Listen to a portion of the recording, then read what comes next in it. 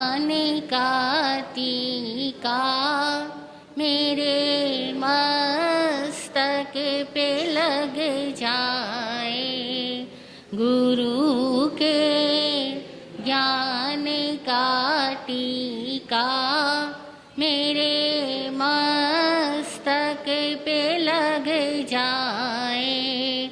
मैं ना सोचूं ना कुछ समझूं, मैं ना सोचूं ना कुछ समझूं, गुरु ज़ेहन में बस जाए, गुरु ज़ेहन में बस जाए।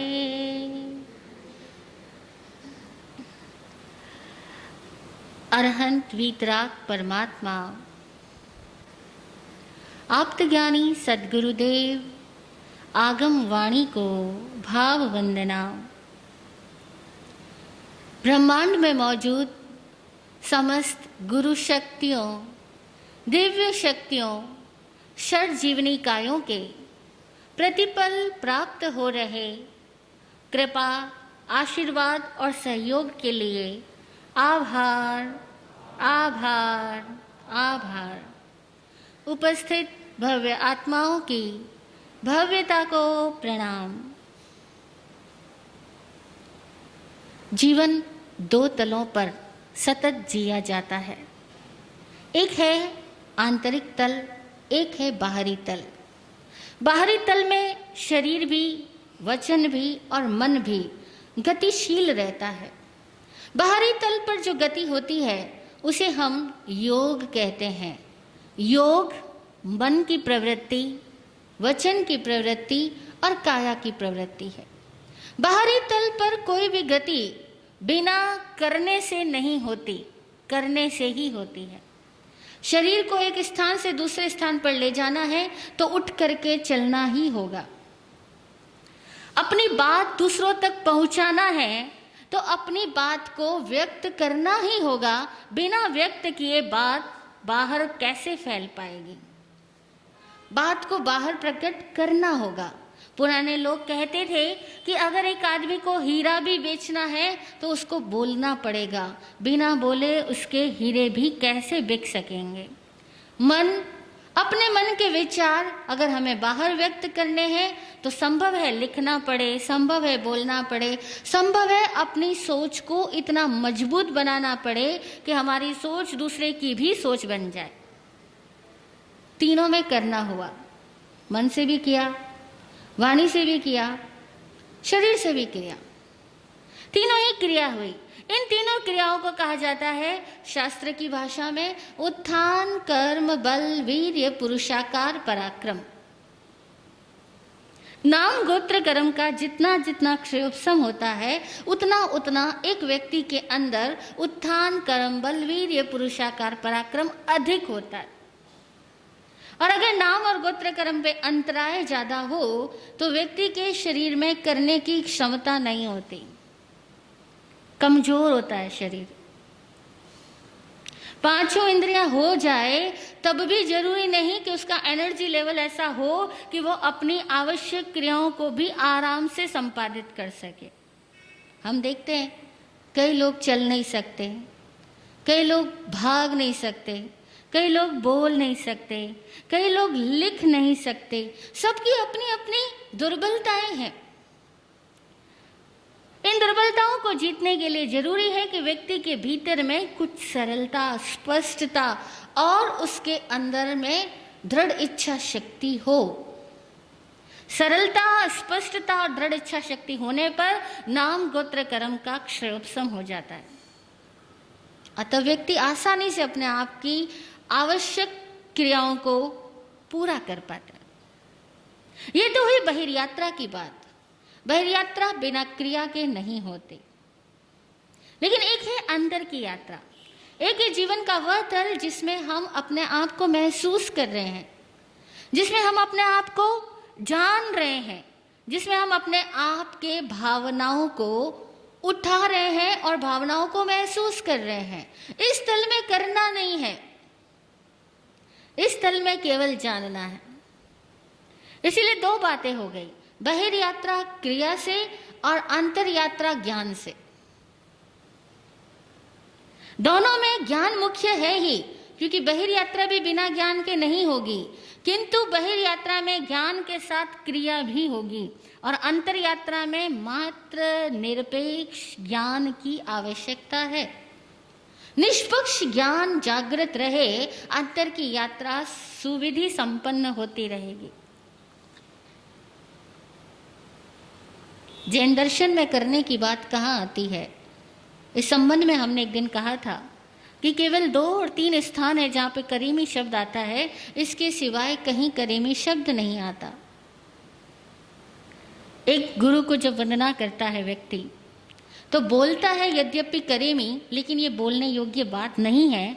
वंदना में तिखुतो आयाहिणम पयाहिणम करेमी बोल रहा है, लेकिन ये बोलना नहीं होता है, ये एक्चुअल में वंदना करनी होती है। सुन रहे थे अभी हम कि गुरु को किस भांति प्रदक्षिणा की जाती है, की जाती रही, इसीलिए शास्त्रकारों ने लिख दिया कि उसने वंदना की और हमने कह दिया हम वंदना करते हैं। हमने कह दिया वंदना करते हैं, हे गुरुदेव 3 बार आपको आदक्षिण प्रदक्षिणा करते हैं। तिखुतो आयाहिणम पयाहिणम करेमी। यद्यपि ये कहने की बात ही नहीं थी, ये 4 पद बोलने योग्य है ही नहीं, ये 4 पद करनानुयोग है, करने योग्य है। डायरेक्ट व्यक्ति करता है वंदना, बोलता नहीं है। पर किसी ने की थी, किताबों में लिखा गया था कि उसने की, तो हमने कह दिया हम भी करते हैं, जबकि हम करते ही नहीं है। जबकि हम गुरु की प्रदक्षिणा करते ही नहीं है, खाली बोल देते हैं कि हम करते हैं। यहाँ आया करेमी पद। ये करेमी पद चूंकि करने योग्य था, बोलने योग्य नहीं था, इसीलिए इस पद को हम गौण करते हैं। सेकंड, कौन से स्थान पे आता है करेमी पद? करेमी भन्ते सामायम सावज्यम जोगम पचक। करेमी पद यहाँ पर आता है। हे भन्ते, मैं सामायिक करता हूँ, सावध्य योग का प्रत्याख्यान करता हूँ। क्या करें, भाषा की भी कितनी मजबूरी है। सामायिक का मतलब ही है कि जहाँ बैठ करके आदमी कुछ नहीं करेगा, मात्र जानेगा। बहिर यात्रा से अंतर यात्रा में आने का संकल्प लिया है उस व्यक्ति ने, और अंतर यात्रा में वो कुछ करेगा ही नहीं। वो आगे बोल भी रहा है कि न करेमी न कारवेमी करंतम्पि अन्नम न समणु जाना में, मैं न करूंगा न करवाऊंगा, न करने वालों का अनुज्ञान करूंगा, उनकी जानकारी भी नहीं रखूंगा, इंफॉर्मेशंस भी नहीं लूंगा कि किसने क्या किया, कौन क्या करता है, मुझे इतना भी नहीं करना। पूर्ण विश्राम अवस्था, पूर्ण विरमित अवस्था में रहूंगा। लेकिन इस अवस्था में आने का संकल्प वो कर रहा है, इसीलिए उस संकल्प के लिए कह दिया कि करेमी बनते सामायिक। देखिएगा, यहां करेमी भी किसके लिए है? न करेमी के लिए। करेमी भी किस लिए बोला हमने? न करने के लिए। करेमी बनते सामायिक, हे भगवान मैं सामायिक करता हूं, पर सामायिक एक्चुअल में करना है ही नहीं। सामायिक क्या है? बहिर यात्रा से अंतर यात्रा में आने का एक संकल्प है, और उस संकल्प की ले रहा है व्यक्ति, इसीलिए वो अपने आप को बोल रहा है। भाषा की मजबूरी है, या नहीं करने की बात को भी करने से ही समझाना होता है। यद्यपि सामायिक स्टेट ऑफ बीइंग है, स्टेट ऑफ डूइंग नहीं है। सामायिक इटसेल्फ स्टेट ऑफ बीइंग, होने की अवस्था है, समभाव में होना, आत्मभाव में होना, परिपूर्ण जागृति में होना। सामायिक वह है। सामायिक करने की चीज नहीं है कि हम सामायिक करने के बाद कुछ क्रियाएं करेंगे। कुछ क्रिया करना नहीं है इसके अंदर में। क्रिया तो कर ही रहे थे, बहिर यात्रा में कर ही रहे थे। जब पैसा कमा रहे थे तो क्रिया कर रहे थे, जब खाना पका रहे थे तो क्रिया कर रहे थे, जब लोगों को उपदेश दे रहे थे तो संभव है आप क्रिया कर रहे थे। लेकिन अब तो आपको कुछ करना ही नहीं है, स्टेट ऑफ बीइंग है। लेकिन फिर भी स्टेट ऑफ बीइंग में आने का संकल्प लेने के लिए आदमी को बोलना पड़ा करेमी बनते। करेमी है नहीं, लेकिन कुछ तो कहना पड़ेगा। बिना कहे बात कैसे प्रकट करेंगे, और कहने के लिए शब्द तो वही होंगे। शब्द सीमित है, शब्दकोश की मजबूरी है। उन सीमित शब्दों से हमें अपनी हर बात, अपनी हर भावना व्यक्त करनी है। इसीलिए यहाँ कहना पड़ा करेमी। अब तीसरा हिस्सा कहाँ आता है करेमी, जरा सोचे। हम कहाँ बोलते हैं करेमी? संपूर्ण जैन शास्त्रों में करेमी शब्द मात्र 3 स्थान पर। तिखुतों के पाठ में वो करेमी नहीं है, क्योंकि वो क्रिया करने की है, बोलने की नहीं। सामायिक के पाठ में फिर हमने कहा बहिर यात्रा से भीतर आने का संकल्प ले रहे हैं, इसीलिए हमने कह दिया करेमी, पर एक्चुअल में ये करेमी नहीं है। और फिर इसी में तीसरा पाठ आता है तस् उत्तरी कर्णेनम का, उसमें हम बोलते हैं करेमी काउसग्गम। करेमी काउसग्गम, मैं कायोत्सर्ग करता हूं। फिर से वही भाषा की मजबूरी। कायोत्सर्ग कुछ करना नहीं है, लेकिन कायोत्सर्ग के लिए आदमी को फिर भी बोलना पड़ेगा कि मैं कायोत्सर्ग करता हूं। क्यों? क्योंकि कायोत्सर्ग का व्यक्ति संकल्प ले रहा है, और संकल्प लेते वक्त आदमी को बोलना तो होगा ना। आदमी अपने आप को बोल रहा है, किसी और को नहीं बोल रहा है। अब वो संकल्प ले रहा है कि मैं कायोत्सर्ग करता हूं। अब कायोत्सर्ग में वो काया को उठा के फेंकेगा थोड़ी। उत्सर्ग मतलब छोड़ना, तो वो काया को छोड़ेगा थोड़ी, लेकिन वो इस काया में रहते हुए भी इस काया के भावों से, इस काया के बंधन से स्वयं को मुक्त महसूस करेगा। इसीलिए वो कह रहा है करेमी कायोत्सर्गम। अब वो क्यों करेगा कायोत्सर्ग, उसका कारण स्पष्ट किया गया। कारण स्पष्ट किया है कि कायोत्सर्ग क्यों करेगा व्यक्ति। क्या क्या कारण है? तस् उत्तरी कर्णेनम, पायच्छित्त कर्णेनम, विसोही कर्णेनम, विसली कर्णेनम, पावाणम कमाणम निगायण ठाए ठामी काउसग्गम। वो किस लिए कायोत्सर्ग कर रहा है? वो कारण स्पष्ट कर रहा है कि मैं स्वयं के भीतर रही हुई प्रश्न चेतना को उत्तरीकरण करने के लिए, अपने भीतर रही हुई प्रश्न चेतना। प्रश्न चेतना क्या? सब व्यक्ति के अंदर प्रश्न है, मैं क्या हूं, मैं कौन हूं, मैं कौन सी दिशा में जा रहा हूं, मेरा वास्तविक स्वरूप क्या है, मैं जिस जीवन को जी रहा हूं क्या यही जीवन मेरा परमार्थ है? प्रश्न है। इन प्रश्नों का उत्तरीकरण चाहिए। वो उत्तरीकरण कहाँ होगा? चाहे कोई भी प्रश्न हो, चाहे आपका प्रश्न बिजनेस को लेकर के हो, परिवार को लेकर के हो, किसी अनुकूल प्रतिकूल निमित्त संयोग को लेकर के हो, जो भी प्रश्न हो उसका उत्तर कहाँ खोजोगे? किससे पूछोगे? खुद से तो पूछोगे ही ना। और जब तक खुद से ही नहीं पूछोगे तब तक दूसरों से भी कैसे पूछोगे? अगर आप कोई प्रश्न हमसे करते भी हो तब भी वो प्रश्न पहले आप खुद से तो करते ही हो, और जब खुद से तो करते ही हो, खुद में आंसर नहीं पाते हो, तब भी आप हमसे करते हो। अगर आपके अंदर प्रश्न ही नहीं पैदा होता तो आप हमसे कैसे करते? आपने कोई प्रश्न हमसे पूछा तो पहले वो प्रश्न आप में तो पैदा हुआ। वो प्रश्न आप में पैदा हुआ, यही प्रश्न चेतना है। और इस प्रश्न चेतना के उत्तरीकरण के लिए एक व्यक्ति कायोत्सर्ग करता है। तस् उत्तरीकरणेनम, उसके उत्तरीकरण के लिए। तस् प्रायश्चित्त करणेनम, उस आत्मा के प्रायश्चित के लिए, उस अतीत की चेतना के प्रायश्चित के लिए मैं कायोत्सर्ग करता हूँ। विशोही करणेनम, विशुद्धि के लिए कायोत्सर्ग करता हूँ। विशोही, विशोधि, शोधन के लिए। शोधन करना है। शोधन करना मतलब, शोधन कहते हैं छानने को। छानने पर शुद्धि होती है। रिसर्च करने को, डायग्नोज करने को, ये डायग्नोज करना है, अपने प्रश्न का डायग्नोज करना है, अपनी वर्तमान अवस्था का डायग्नोज करना है। मेरी वर्तमान अवस्था जो ऐसी है वो ऐसी क्यों है? सपोज आज मैं बहुत बीमार हूं तो क्यों हूं? आज मैं बहुत लॉस में हूं तो क्यों हूं? आज मैं बहुत डिप्रेस्ड हूं तो क्यों हूं? आज मैं बहुत एक्साइट हूं तो क्यों हूं? प्रश्न करो। कितनी गजब बात है।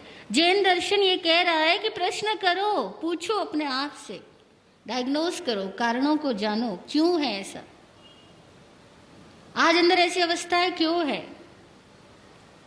पता लगेगा।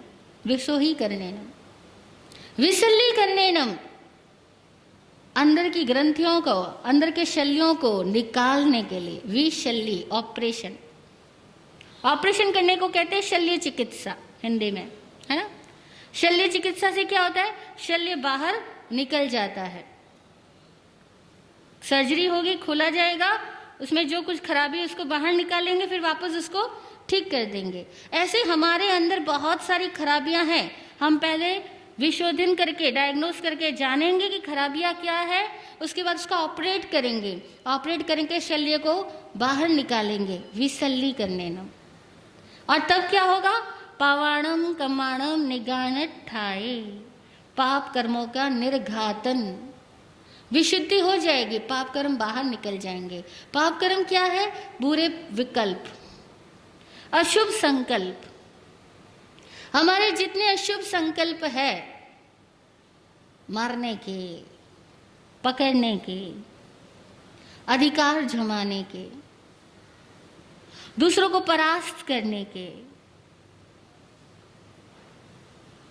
पीड़ाकारी जितने भी संकल्प है, उन सब संकल्पों का निर्घातन कर देंगे और उन सब को निकाल देंगे। उसके लिए हम क्या करें, कायोत्सर्ग। अब कायोत्सर्ग में क्या होगा, कायोत्सर्ग में करना नहीं होगा, कायोत्सर्ग में इन सारी चीजों का उत्तर हमें अपने अंदर जानना है, और अंदर उत्तर जानने के लिए कुछ किया नहीं जा सकता। अंदर उत्तर जानने के लिए केवल अंदर में स्थित होना होता है, और अंदर में स्थित होने का मतलब है कि अव्यस्त हो जाना, अव्यस्त होना, व्यस्त होना, बिजी होना, हम सबको आता है, नहीं आता, बिजी होना आता है। बिजी होने की इतनी आदत है कि हम सामायिक भी ले लेंगे ना तो तुरंत बिजी हो जाएंगे। अरे ये माला करनी है, ये जाप करना है, ये किताब पढ़नी है, ये पाठ का रिपीटेशन करना है, मैंने नियम ले रखा है 1000 गाथाओं को तो रिवाइज करना ही करना है, तो 1000 गाथाओं को रिवाइज करेंगे। फिर ये किताब लगा रखी है, इसको पढ़ने का मैंने नियम ले रखा है, उसको पढ़ेंगे। फिर हमने 5, 7, 10, 12 मरा साहब लोगों से अलग अलग मंत्र ले रखे, उन सारे मंत्रों का तो मुझे उच्चारण करना ही पड़ेगा, नहीं करूंगी तो वो मरा साहब का वो नियम टूट जाएगा। वो हर आदमी व्यस्त ही रखता है अपने आप को, सामायिक भी करता है तो पूरी टाइम ये सोचता है कि इस 48 मिनट को, टाइम को पास कैसे करना है, इस 48 मिनट को गुजारना कैसे है, इसीलिए इस 48 मिनट के पूरी वो मिनट्स बनाता है। 2 मिनट इसमें लगेंगे, 5 मिनट इसमें लगेंगे, 10 मिनट इसमें लगेंगे, टोटल 48 मिनट्स तक मैं अपने ए से नमस्ते के पाठ तक पहुंच जाऊंगा। बस हमारी सामायिक भी है फुल टू बिजी होने की प्रोसेस। अब बस इतना ही है कि बिजी होने के सब्जेक्ट्स चेंज कर लिए। उसके पहले हम अकाउंट्स मिला रहे थे, अब हम कुछ और किताबों के अकाउंट्स को मिला रहे हैं। उसके पहले हम हो सकता है टीवी में बिजी थे, अब हम किसी पुस्तक में बिजी है। बात तो फिर बिजी हो गए ना। लोग पूछते सामायिक में क्या करते हैं, अब उनको कैसे कहूँ, सामायिक में कुछ करते ही नहीं है। सामायिक अव्यस्त होना है, किताबों को पढ़ना सामायिक नहीं है, माला जपना सामायिक नहीं है। सामायिक क्या है, स्वयं में स्थित हो जाना। अब लोग ये बात समझ में नहीं आती, स्वयं में स्थित कैसे हो जाएं, तो बोला अच्छा हमारा सब स्वयं में स्थित होके फिर क्या करेंगे। फिर से सवाल यही आने वाला है कि चलो आंखें बंद कर लें, अब क्या बोले। अब मैं कहूँ कुछ भी ना बोलो, तो क्या अच्छा ना बोले तो सोचे क्या, ये बता दो। आप बोले हाथ पैर ना हिलाओ, चलो 1 घंटा हाथ पैर नहीं हिलाएंगे, तो कुछ बोलेंगे। हम के कुछ ना बोलो तो क्या सोचेंगे कि हम कहते कुछ ना सोचो, तो क्या ऐसा कैसे हो सकता है कि कुछ ना सोचे। और हकीकत यह है कि कुछ सोचना ही नहीं है, कुछ बोलना ही नहीं है, कुछ करना ही नहीं है, तब क्या होगा, गति रुकेगी नहीं। वह गति जो अब तक बाहर हो रही थी, वह गति भीतर मुड़ जाएगी। गति कभी नहीं रुकती है, भावों की गति, विचारों की गति कभी रुकती नहीं है। वह गति जो अब तक बाहर के विषयों के साथ कनेक्टेड थी, बाहर के विषयों का हमने सावज्यम जोगम पचखामी पचकान कर लिया, अब वो गति अंदर जाएगी, तब अंदर के कपाट खुलेंगे, अंदर के विचार बाहर आएंगे। शांति से विचारों को देखना, शांति से अपनी भावनाओं को देखना, मात्र जानना और मात्र देखना, कुछ करना ही नहीं है। लेकिन अब कुछ करना ही नहीं, ये भाषा को कहने के लिए 3 बार करीमी शब्द आया है, इसके सिवाय संपूर्ण जैन आगमों में कहीं करीमी शब्द ही नहीं आया। क्रिया की बात ही नहीं की गई है, अक्रिया की बात की गई है। संवर क्रिया नहीं है, संवर अक्रिया है, सामायिक क्रिया नहीं है, सामायिक जागृत चर्या है।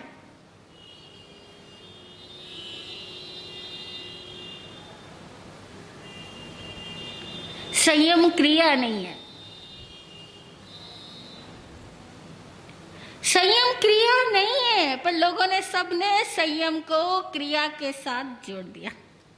बोलते बहुत क्रियावान है, बहुत संयमी है, बहुत क्रिया करते हैं, बहुत संयमी। अब शब्द को इक्वली बना दिया, ज्यादा क्रिया ज्यादा संयम, कम क्रिया कम संयम। अब संयम का क्रिया से लेना देना ही नहीं है। संयम है भीतर की जागृति, भीतर की सामायिक अंतर यात्रा, जिसमें व्यक्ति अपने आप को जानता है, अपने आप को देखता है। अब वो अपने आप में क्या देखता है वो किसी को नहीं पता, क्योंकि सबका संसार अलग अलग है, सबका आपा, सबकी आत्मा अलग अलग है, सबकी आत्मा पर आए हुए कर्म के आवरण अलग अलग है। और वो केवल अपने कर्मों को देखता है, वो करता नहीं है। लेकिन अब ये बात कैसे शब्दों में समझाई जाए, इसीलिए आचार की भाषा बहुत स्थूल है। आचार की भाषा, आचरण की परिभाषा बहुत स्थूल है, आसानी से समझ में आ जाती है। लेकिन ज्ञान की भाषा स्थूल नहीं है। संत कबीर ने बहुत सांख्या कही, बहुत सुभाषित वचन कहे, हमने भी कुछ पढ़े, लेकिन जो मुझे सबसे अच्छा लगा वो वचन मैं आज आपको बताती हूँ। किसी जगह पे संत कबीर ने लिखा, और बड़ा कॉमन नहीं है ये वचन, मुझे कहीं मिल गया, दुर्लभ वचन है। कबीर ने एक जगह लिखा कि आचारी सब जग मिला, मिला विचारी न कोय। आचारी सब जग मिला, मिला विचारी न कोय। कोटि आचारी वारिये, जो एक विचारी होय। आचरण करने वाले सारे जगत में खूब है। कोई सिर नीचे करके टांगे ऊपर करके लटक रहा है, कोई योगी सुबह से शाम तक नेति धोती प्राणायाम किया ही चला जा रहा है, कोई सुबह से शाम तक दंड मूसल हाथ में लेकर के उठक पटक कर रहा है, कोई चारों ओर अग्नि लगा करके खड़ा है, पंचाग्नि तप रहा है, कोई भूखा लटक रहा है, कोई केवल फलाहारी चल रहा है। सब आचारी है। कबीरदास जी कहते हैं कोटि आचारी वारी है, ऐसे करोड़ों आचारवानों को वार दूं, समर्पित कर दूं, एक उच्च विचारी होए। कोई एक उच्च विचारवान तो हो, कोई एक जागृत प्रज्ञा वाला तो हो। अगर जागृत प्रज्ञा वाला पुरुष मुझे मिलता हो तो मैं ये करोड़ों आचारी लोगों को उनके ऊपर समर्पित कर दूं, तब भी उस उच्च विचारी आत्मा के बराबरी में वे करोड़ लोग नहीं हो पाएंगे।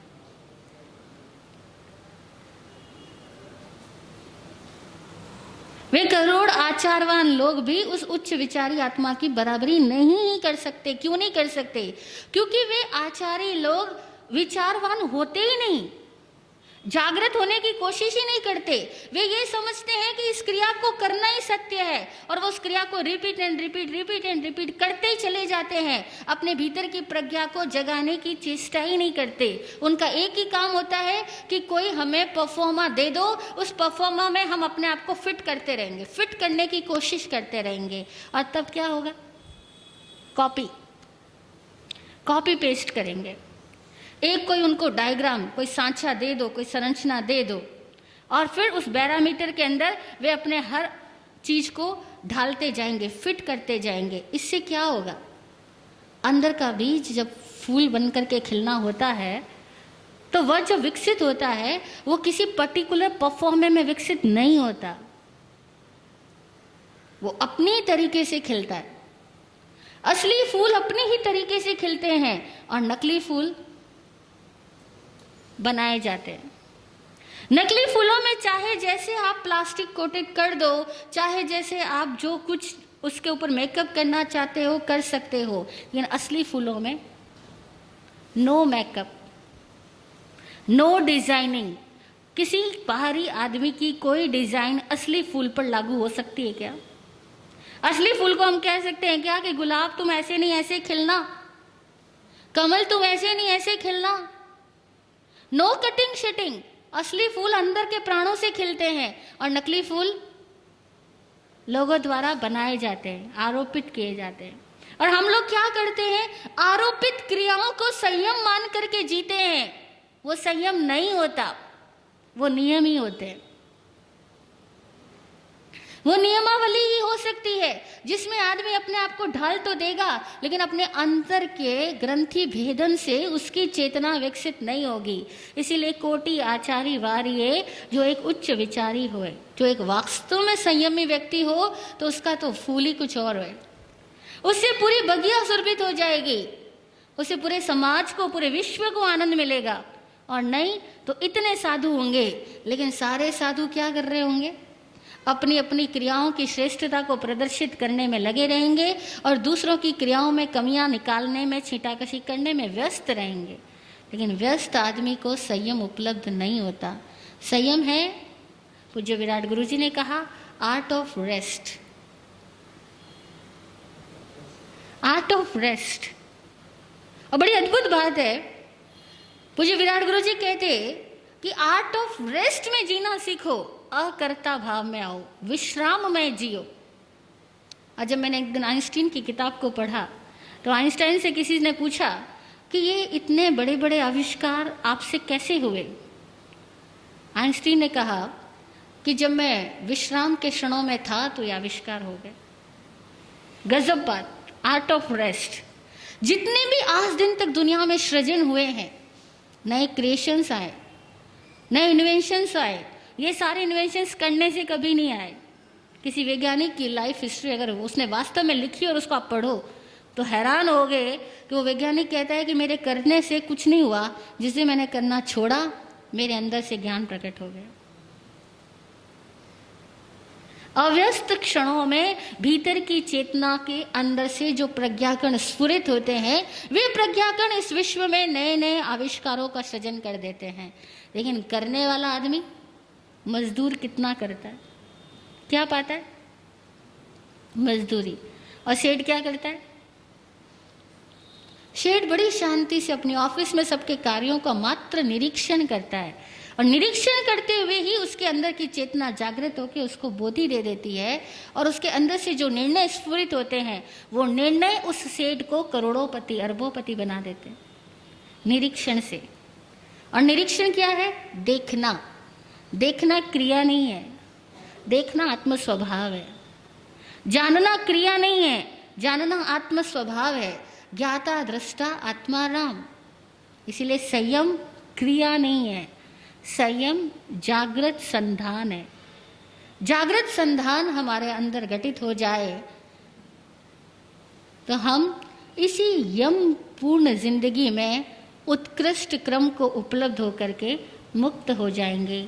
फिर यहाँ भी आनंद, जहाँ रहे वहाँ आनंद। ओम शांति, ओम शांति। पृथ्वी